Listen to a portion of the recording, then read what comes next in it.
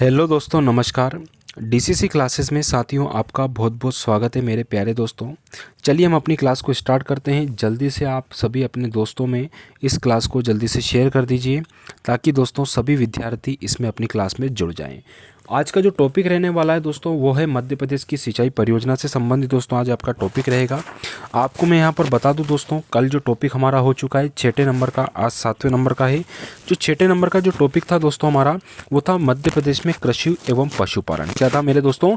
कृषि और पशुपालन से संबंधित दोस्तों ये टॉपिक था। यदि आपने अभी तक नहीं देखा है तो बिल्कुल दोस्तों इसमें आप देख सकते हैं। प्लेलिस्ट बनी हुई है, वहाँ पर दोस्तों सारी जानकारी आपको यहाँ पर मिल जाएगी। चलिए बिल्कुल देर ना करते हुए स्टार्ट करते हैं दोस्तों अपनी क्लास को। यहाँ पर सबसे पहले मैं बात करूँगा दोस्तों, यहाँ पर पहला प्रश्न आता है आपका कि राज्य में सिंचाई का प्रमुख साधन कौन सा है। प्रश्न है आपका, राज्य में सिंचाई का दोस्तों जो प्रमुख साधन है यह क्या है, यह आपका प्रश्न है। बताइएगा, राज्य में सिंचाई का जो प्रमुख साधन है वो क्या है।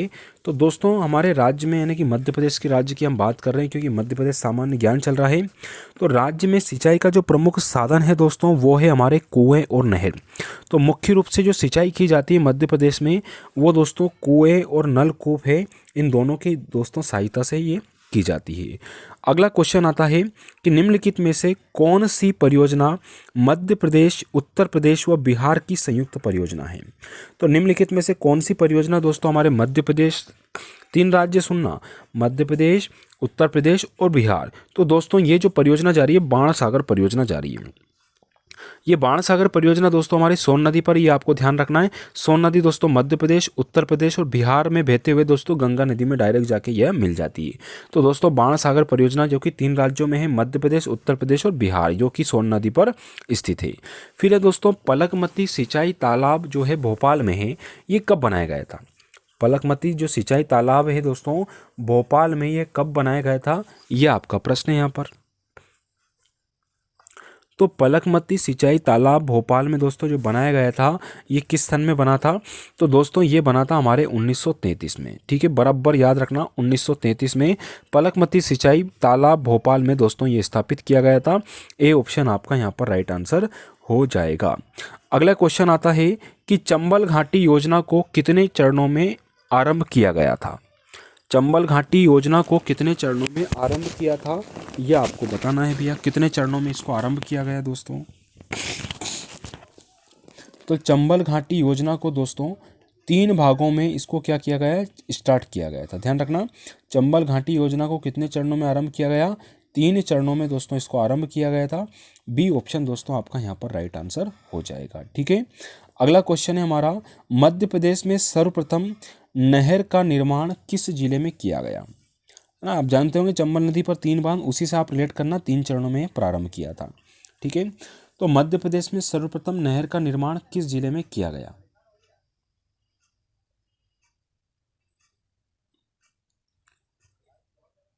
तो मध्य प्रदेश में सर्वप्रथम नहर का निर्माण किस जिले में किया गया। तो दोस्तों ये जो किया गया था हमारे बालाघाट जिले में किया गया, याद रखना। तो मध्य प्रदेश में सर्वप्रथम नहर का जो निर्माण किया गया किस जिले में किया गया, तो दोस्तों ये बालाघाट जिले में किया गया था। सबसे पहले नहर दोस्तों यहीं पर आपकी बनी थी। कहाँ पर? बालाघाट जिले में, जिसका आकार दोस्तों उड़ते हुए पक्षी के आकार का है। फिर ये पगारा बांध किस जिले में बनाया गया। क्वेश्चन है आपका, पगारा बांध जो है दोस्तों यह किस जिले में बनाया गया, ये आपका आंसर है। बताइए क्या आंसर होगा। तो साथियों जो पगारा बांध है ना, ये आपको बताना है। तो पगारा बांध दोस्तों किस जिले में है, तो पगारा बांध दोस्तों हमारे ग्वालियर जिले में है। कहाँ पर है? ग्वालियर जिले में। तो याद रखना पगारा बांध किस जिले में पड़ता है, तो पगारा बांध दोस्तों हमारे ग्वालियर जिले के अंतर्गत आता है।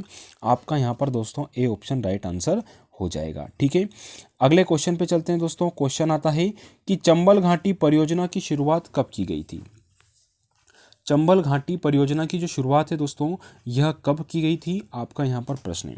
सन आपको बताना है, लगभग है दोस्तों आपका यहाँ पर। तो ध्यान रखना, चंबल नदी घाटी परियोजना जो स्टार्ट हुई थी सन 1953-54 में दोस्तों ये स्टार्ट हुई थी। आपका यहाँ पर ए ऑप्शन राइट आंसर हो जाएगा। दोस्तों वीडियो अच्छा लग रहा है तो प्लीज़ दोस्तों थोड़ा सा लाइक और शेयर जरूर कीजिएगा। चाहे आप लास्ट में करें, अभी मत करो, कोई दिक्कत नहीं। अब जब वीडियो पूरा हो जाए अंत में तो आप प्लीज़ वीडियो को शेयर जरूर कीजिएगा। और जो विद्यार्थी नए हैं प्लीज़ सब्सक्राइब अवश्य करें। आगे बढ़ते हैं, क्वेश्चन है हमारा इसके बाद में कि मध्य प्रदेश में किस जिले में गांधी सागर बांध बनाया गया। मध्य प्रदेश के किस जिले में गांधी सागर बांध बनाया गया था। तो गांधी सागर बांध दोस्तों चंबल नदी पर स्थित है ना। जो 3 बांध बनाए गए दोस्तों चंबल नदी पर, उसमें से गांधी सागर बांध है।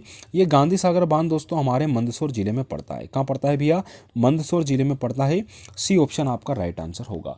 यहीं पर दोस्तों एक नदी और बह रही है, जो कि नदी का नाम आपको कमेंट में कर देना है दोस्तों कौन सी नदी है, क्योंकि पशुपतिनाथ का मंदिर भी दोस्तों हमारा यहीं पर स्थित है। अगला क्वेश्चन है इसके बाद हमारा कि रानी अवंती सागर जो बांध है उसकी ऊंचाई आपको बताना है।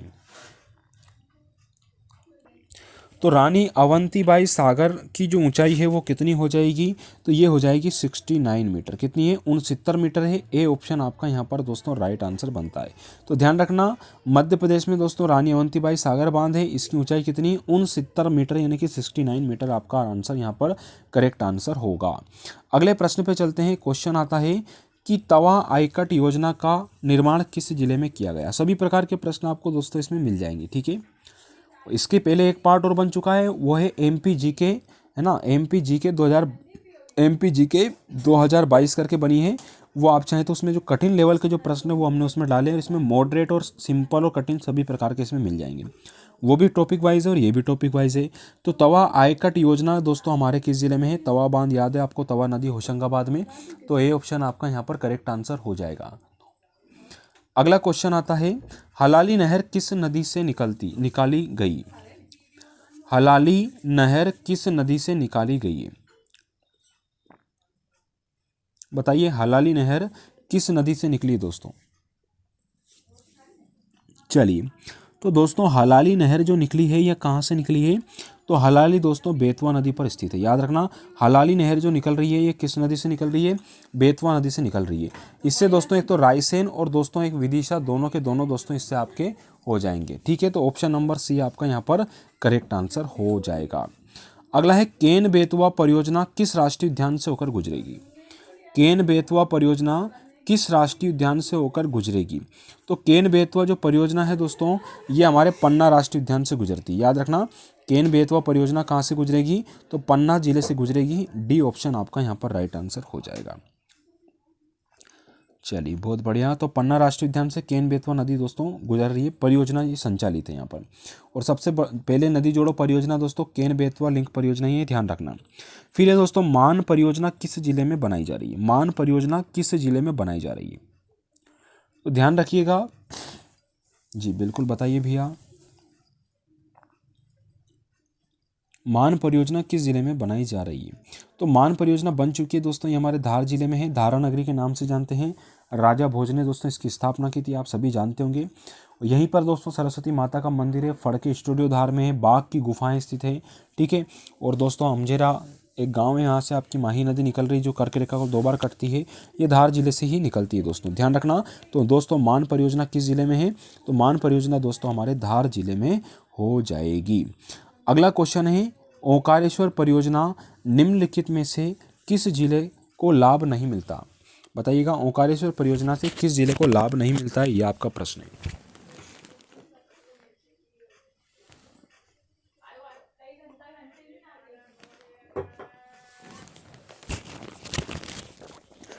तो ओंकारेश्वर परियोजना निम्नलिखित में से किस जिले को लाभ नहीं पहुंचाती है? तो दोस्तों ये है हमारे श्योपुर में। श्योपुर में नहीं पहुंचाती है, ए ऑप्शन आपका ध्यान होगा। क्योंकि ओंकारेश्वर दोस्तों आप सभी जानते हैं ये नर्मदा नदी के आसपास के क्षेत्र है। श्योपुर दोस्तों एक चंबल नदी के किनारे स्थित है। और ओंकारेश्वर परियोजना दोस्तों हमारे नर्मदा नदी पर संचालित होती है। फिर निम्नलिखित में से कौन सा राज्य सरदार सरोवर परियोजना में शामिल नहीं है? ध्यान से पढ़िएगा और ध्यान से आंसर दीजिएगा कि निम्नलिखित में से कौन सा राज्य सरदार सरोवर परियोजना में शामिल नहीं है? तो जो सरदार सरोवर परियोजना में शामिल नहीं है साथियों, वो कौन सा है? तो वो है आपका उत्तर प्रदेश। तो मध्य प्रदेश में दोस्तों उत्तर प्रदेश शामिल नहीं है। कौन से में? सरदार सरोवर परियोजना। क्योंकि दोस्तों ये नर्मदा नदी पर संचालित है। नर्मदा नदी उत्तर प्रदेश में जाती नहीं है। बाकी आपका उत्तर प्रदेश, राजस्थान, गुजरात दोस्तों इससे संबंधित है ना। चलिए, हालांकि राजस्थान में भी नहीं बहती, लेकिन वहाँ पर दोस्तों नहर वहाँ पर पहुँचा दी गई है। फिर महेश्वर परियोजना किस नदी पर बनाई गई है? महेश्वर परियोजना किस नदी पर बनाई गई है, ये आपका प्रश्न है। तो महेश्वर परियोजना दोस्तों साथियों याद रखिएगा, जो आंसर होगा वो क्या हो जाएगा आपका, बताइए जल्दी से। चलिए बहुत बढ़िया। तो दोस्तों इसका जो आंसर है वो क्या हो जाएगा, तो महेश्वर परियोजना दोस्तों हमारी नर्मदा नदी पर है। ए ऑप्शन आपका यहाँ पर करेक्ट आंसर होगा। अगला क्वेश्चन आता है कि राजघाट बांध किस नदी पर बनाया गया, बताइएगा। राजघाट बांध दोस्तों किस नदी पर बनाया गया। तो साथियों राजघाट जो बांध बना है ये दोस्तों हमारा बेतवा नदी पर बना है। राजघाट बांध आपको याद रखना है। बी ऑप्शन दोस्तों आपका यहाँ पर करेक्ट आंसर हो जाएगा। अगला है जोबट परियोजना किस नदी पर बनाई गई है। तो जोबट परियोजना दोस्तों जो बनाई गई है ये हमारी हथनी नदी पर बनाई गई है। ध्यान रखना जोबट परियोजना किस नदी पर है, तो जोबट परियोजना दोस्तों हमारी हथनी नदी पर संचालित है। ए ऑप्शन आपका दोस्तों यहाँ पर करेक्ट आंसर हो जाएगा।